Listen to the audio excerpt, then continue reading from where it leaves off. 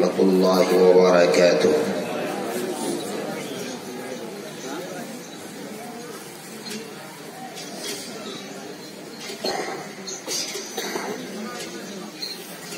جو لوگ چلے گئے ان سے ہماری کوئی شکایت نہیں ہے، لیکن جو لوگ ہماری محبت میں ابھی تک بیٹھے ہوئے ہیں یا کھڑے ہیں، ان سے میری گزارش ہے آدھے گھنٹے کے لیے آپ آگے بڑھ جائیں اور مل کر بیٹھ جائیں۔ جو باہر ہیں وہ اندر آ جائیں، جو باؤنڈری کے باہر ہیں وہ اندر آ جائیے اندر، کوئی بات نہیں، آ جائیے۔ دوسرے آپ لوگ بلوا آئیے بھائی، آئیے اس کو، ہم کو یہ اناؤنسر بنا لیجیے، ہم کو شاعر بنا لیجیے۔ اچھا آ جائیے، باہر والے اندر آ جائیں۔ آئیے بھائی، آپ لوگ بھی آئیے بھائی، آ جائیے، باہر والے اندر آ جائیں، کوئی بات نہیں۔ 10 منٹ ابھی سنیے نا آپ لوگ، ابھی 1 گھنٹہ سنیے گا تقریر سنیے۔ اگر باہر والے اس سوچ میں ہے کہ دیکھتے ہیں مولانا صاحب کیسا بیان کریں، اگر ٹھیک بیان کریں گے تو آئیں گے، نہیں تو جائیں گے، اس پھیرے میں ہے۔ تو میں یہی کہہ رہا ہوں کہ اگر ٹھیک لگے گا تو بیٹھیے گا، نہ سب چل جائیے گا، لیکن آ جائیے اندر، کوئی بات نہیں۔ بہت افسوس ہوتا ہے جب کسی جلسے کے منتظم یہ کہتے ہیں کہ آج کے جلسے میں خاص طور پہ آپ کو بلایا گیا ہے، اور پھر جب لوگ چلے جاتے ہیں اس کے بعد ان کی باری آتی ہے۔ جب آپ نے خاص طور پہ بلایا تو پھر جانے کے بعد کیوں بلایا؟ جب سب لوگ تھے اس وقت دینا چاہیے تھا۔ چلیے خیر، میں شکر گزار ہوں جناب قاری ناصر جمالی صاحب، جنہوں نے مجھے آج کے اس پروگرام کے لیے مدعو کیا، اور یہاں کے تمام انتظامیہ۔ جو لوگ بیٹھ گئے سامنے، ان سے میری گزارش ہے آپ اجازت دیں گے 10 منٹ تقریر کرنے کی تو 10 ہی منٹ کروں، لیکن جب تک 10 منٹ مکمل نہ ہو بیچ میں کوئی ادھر ادھر نہیں تاکیں گے، جھانکیں گے، اٹھیں گے نہیں، بیٹھیں گے، سنیں گے انشاءاللہ۔ کتنے لوگ ذرا ہاتھ اٹھائیے تو، ماشاءاللہ۔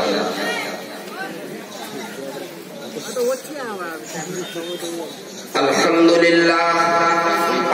للہ نحمده ونستعینه ونستغفره ونؤمن به ونتوکل علیہ ونعوذ باللہ من شرور انفسنا ومن سیئات اعمالنا، من يهده الله فلا مضل له ومن يضلله فلا هادي له، ونشهد ان لا اله الا الله وحده لا شريك له، ونشهد ان سيدنا وسندنا ونبينا وحبيبنا ومولانا محمدا عبده ورسوله صلى الله تعالى عليه وعلى آله وبارك وسلم تسليما كثيرا كثيرا، أما بعد، أعوذ بالله من الشيطان الرجيم، بسم الله الرحمن الرحيم۔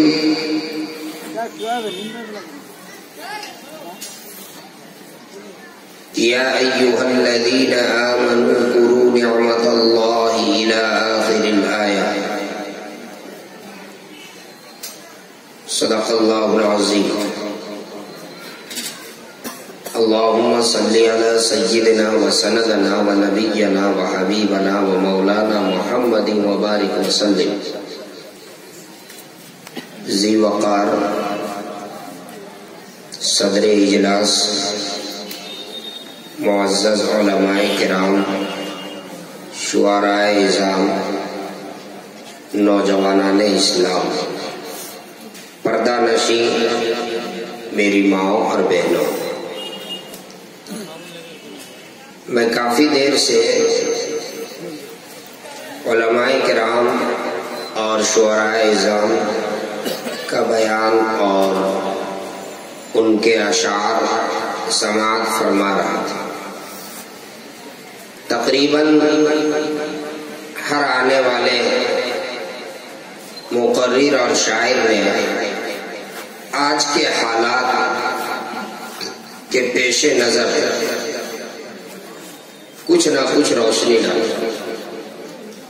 हमारे मोहसिन जनाब कारी शमशाद राही साहब, जो आपके इस दयार में मुझे बुलाने वाले पहला शख्स है, इन्होंने भी अपने अशार में NRC, NPR और CAA के बारे में जिक्र किया। मैं जलसे का उन्वान इश्तिहार में देख करके ये सोचा था कि बयान उसी उन्वान से मुताल्लिक करूंगा, लेकिन यहाँ आने के बाद थोड़ा सा मूड चेंज हुआ। हर आने वाले को देख रहा हूँ कि इसी का जिक्र है, तो फिर मैं क्यों पीछे रहूं, थोड़ा सा मैं भी जिक्र कर दूं। और शायद इनाम देने का भी रिवाज है क्या यहाँ पर शमशाद है? देखिए, शायर लोग जब पढ़ते हैं तो पूछते हैं कि भाई शेर अच्छा लगा या नहीं लगा, तो कहे हाँ अच्छा लगा। अच्छा उस वक्त समझ में आता है जब उठ करके यार कोई यहाँ पर आए, तब समझ में आता है कि शेर अच्छा लगा। और उठे नहीं तो लगता है नहीं समझ में आ रहा, लगता है नहीं समझ में आ रहा। तो मैं भी एक दो शेर सुनाऊंगा, कारी शमशाद साहब एक दो शेर सुनाऊंगा मैं भी, हालात के पेश नजर। इस वक्त जो हालात हैं हमारे मुल्क के, यकीनन आजादी के बाद से लेकर के आज तक ऐसे हालात कभी पैदा नहीं हुए। हर शख्स बदअमनी है, बेचैनी है, इंतशार है। हमारा मुल्क जो गंगा जमुनी तहजीब के लिए जाना जाता है, हम यहाँ प्यार और मोहब्बत से रहते हुए आए हैं। आपस में उखुवत और भाईचारगी हमारा मिजाज है।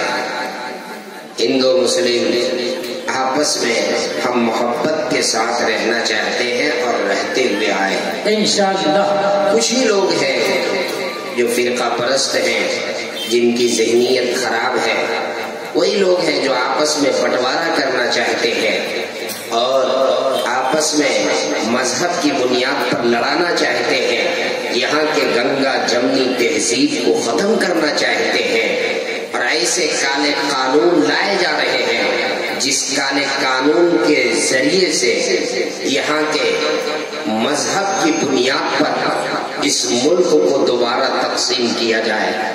बदकिस्मती से एक मर्तबा हमारा मुल्क तकसीम हो चुका है और फिर दोबारा ऐसा ना हो कि हमारा मुल्क तकसीम हो।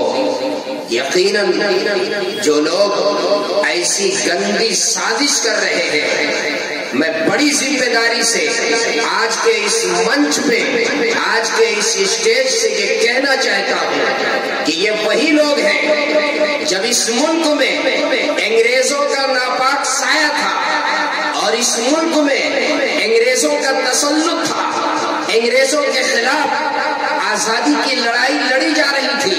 हमारे बुजुर्गों और हमारे उलमा इसके लिए कुर्बानियां दे रहे थे। पेशावर से लेकर के मिदनापुर तक के कोई खित्ता जमीन ऐसा नहीं था जो हमारे बुजुर्गों के खून से लालाजार न हुआ था। पेशावर से लेकर के चांदनी चौक तक के कोई ऐसा दरख्त नहीं था जो हमारे बुजुर्गों की गर्दनें जिन दरख्तों के ऊपर लटकी न होती थी। अरे जब जरूरत पड़ी मुल्क की आजादी के लिए तो हमने फांसी के फंदों को चूम लिया। जरूरत पड़ी तो हमने अपने सीने के ऊपर गोली खाई। जरूरत पड़ी तो मुल्क की आजादी के लिए हमने अपने खून को बहाया। आज वही लोग जो उस वक्त आजादी की लड़ाई के मौके पर जो अंग्रेज के गुलाम थे और अंग्रेज के घोड़ों के तलवे चाटा करते थे, जो अंग्रेजों की कासालेसी करते थे, जो उनके गुलाम थे और जो उनके तलवे चाटा करते थे, आज वही लोग हैं जो हमसे वफादारी का सबूत मांगते हैं। आज वही लोग हैं जो हमारे ऊपर उंगली उठाते हैं। आज वही लोग हैं जो देशभक्ति ٹوپی کا سبق ہم کو سکھاتے ہیں. میں نے ایسے ہی لوگوں کے لیے یہ شعر کسی نے کہا تھا کہ کہیں ٹوپی کہیں مسواک کہیں قرآن ملے گا نکلے گا. ماشاءاللہ. کہیں ٹوپی کہیں مسواک کہیں قرآن نکلے گا. ہمارے گھروں سے بس یہی ایک سامان نکلے گا. کہیں ٹوپی کہیں مسواک کہیں قرآن نکلے گا. ہمارے گھروں سے بس یہی سامان نکلے گا. اور ہماری دیش بھکتی تم کیا سمجھو گے غدارو؟ ہماری دیش بھکتی تم کیا سمجھو گے غدارو؟ ہمارا خون نچوڑو گے تو ہندوستان نکلے گا.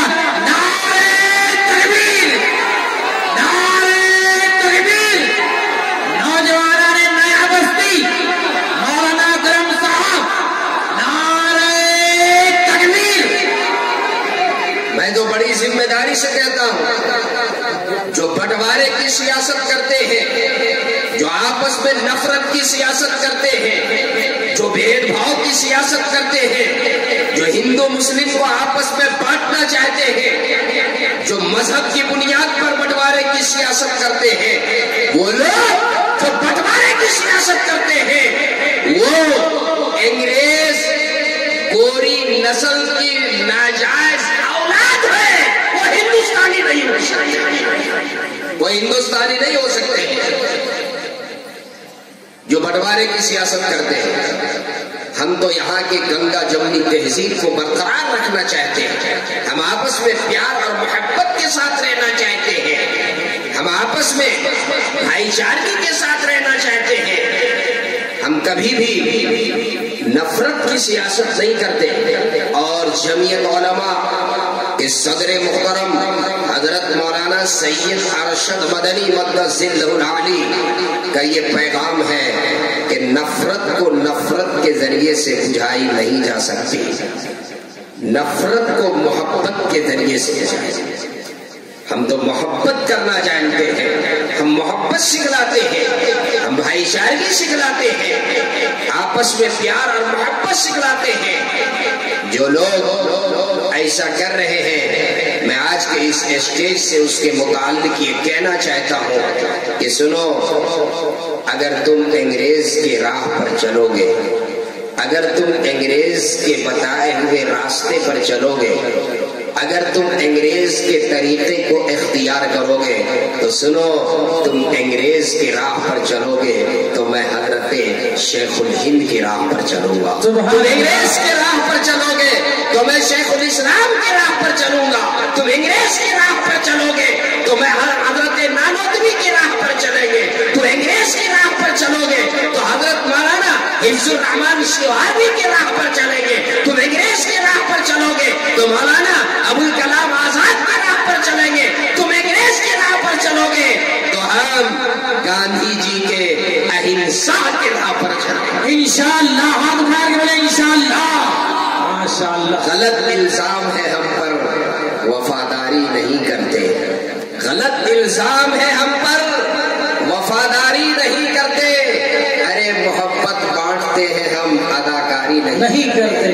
محبت بانٹتے ہیں ہم، اداکاری نہیں کرتے. اور برا جب وقت آتا ہے وطن پر، اے وطن والوں، برا جب وقت آتا ہے وطن پر، اے وطن والوں، ہم اپنی جان دیتے ہیں، غداری نہیں کرتے. سبحان اللہ سبحان اللہ. ہم اپنی جان دیتے ہیں، غداری نہیں کرتے. اور کسی شاعر نے بڑا اچھا شعر کہا تھا کہ ملے گی منزل مقصود، ہم یہ ایمان رکھتے ہیں. ملے گی منزل مقصود، ہم یہ ایمان رکھتے ہیں. ہم اپنی رہنمائی کے لیے قرآن رکھتے ہیں. ہم اپنی رہنمائی کے لیے قرآن رکھتے ہیں. اور وفاداری وطن سے ہو، یہی اسلام کہتا ہے. کیا کہنے؟ وفاداری وطن سے ہو، یہی اسلام کہتا ہے. ہم اپنے دل کے ہر گوشے میں ہندوستان رکھتے ہیں. ہم اپنے دل کے ہر گوشے میں ہندوستان رکھتے ہیں. اگر میں اس پر تقریر شروع کر دوں تو شاید کہ یہ بات ختم نہ ہو، لیکن میرے دوستوں آپ زندہ لوگ ہو، آپ کا مجمع زندہ، آپ نے اس اجلاس کو بہت صحیح وقت پر کیا ہے۔ میں ایک پیغام آپ کو دینا چاہتا ہوں۔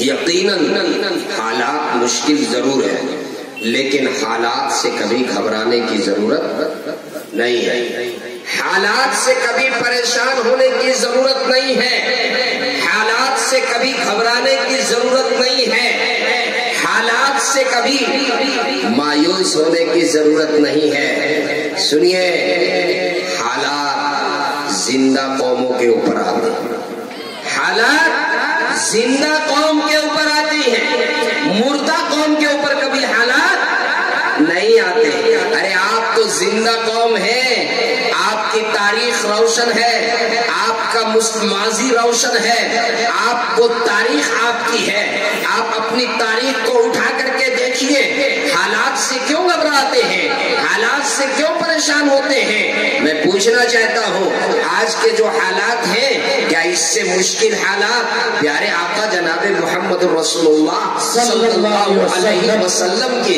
مکی زندگی کے حالات نہیں تھے؟ آپ صلی اللہ علیہ وسلم کی مکی زندگی کی سیرت کو پڑھیے، پیارے آقا صلی اللہ علیہ وسلم کے مکی زندگی کے حالات کو پڑھیے۔ جب آپ صلی اللہ علیہ وسلم کو 2 سال تک کے شیب ابی طالب میں بائیکاٹ رہنے پر مجبور کیا گیا، جب پیارے آقا صلی اللہ علیہ وسلم کو فاقے پر فاقہ رہنے پر مجبور کیا گیا، جب آپ کے گھر کے چولہے کو بند کروایا گیا، جب آپ صلی اللہ علیہ وسلم کے پیٹ پہ پتھر بندھوائے گئے، جب آپ صلی اللہ علیہ وسلم کے صحابہ میں سے کسی کو تختہ دار پر لٹکایا، کسی کو آگ کے انگارے پر لٹایا، کسی کے سینے پر پتھر کا چٹان رکھ دیا، کسی کو پتھر کے چٹان پہ تپتی ہوئی ریت پہ گھسیٹا گیا، کسی کے شرمگاہ میں برچھا مارا گیا۔ اے میرے نوجوانوں، بتاؤ اس وقت کے جو حالات تھے کیا آج سے زیادہ مشکل حالات نہیں تھے؟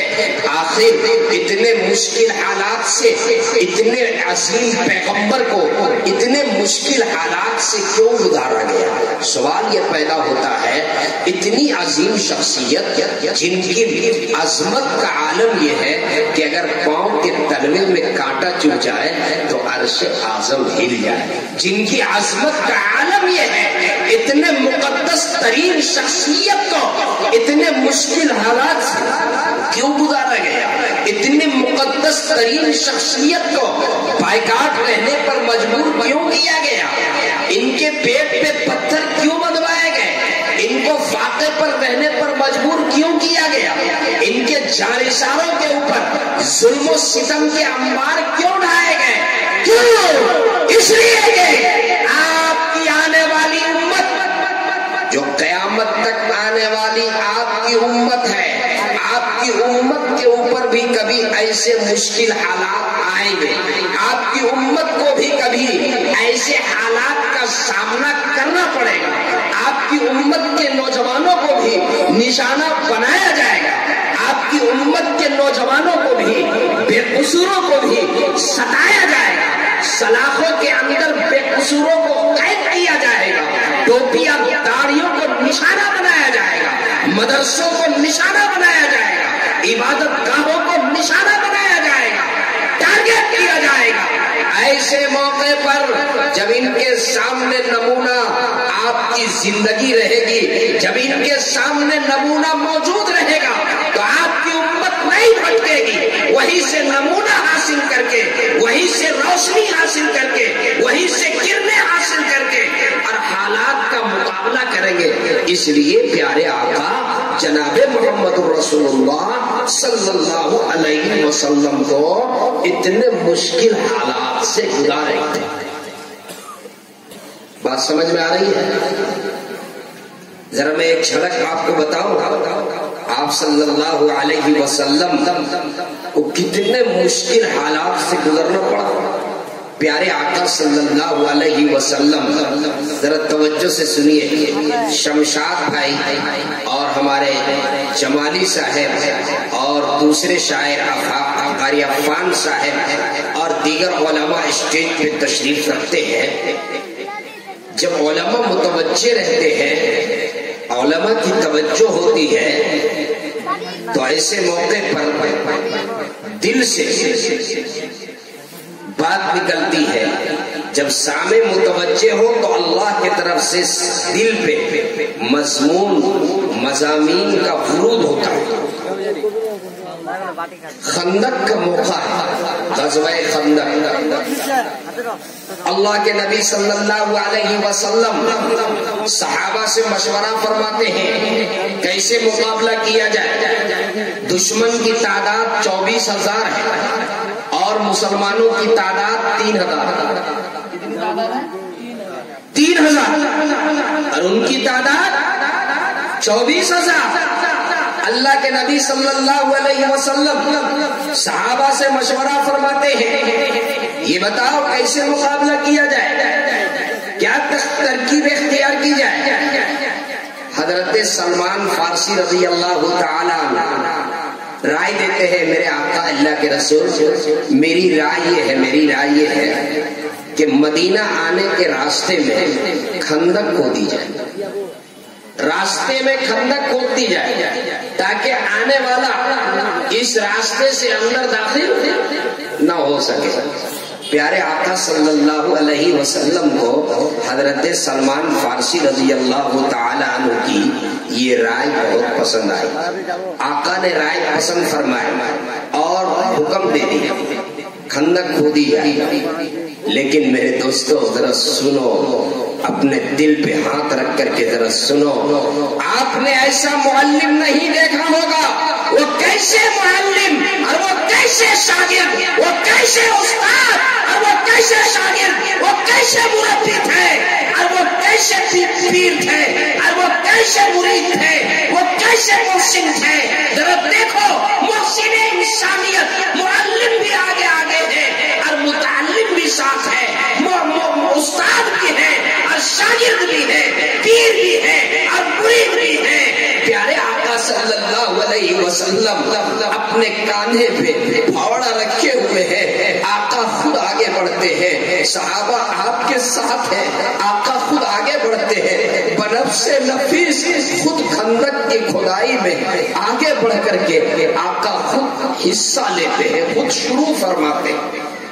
10 صحابہ کی جماعت بنا دی گئی، گروپ بنا دیا، 10 صحابہ کرام کو ایک جماعت بنا کے اور خندق کی کھدائی کے لیے مامور کر دیا۔ دوران خندق کھدائی کے دوران کئی ایسے واقعے پیش آئے۔ ایک موقع پہ حضرت سلمان فارسی رضی اللہ تعالی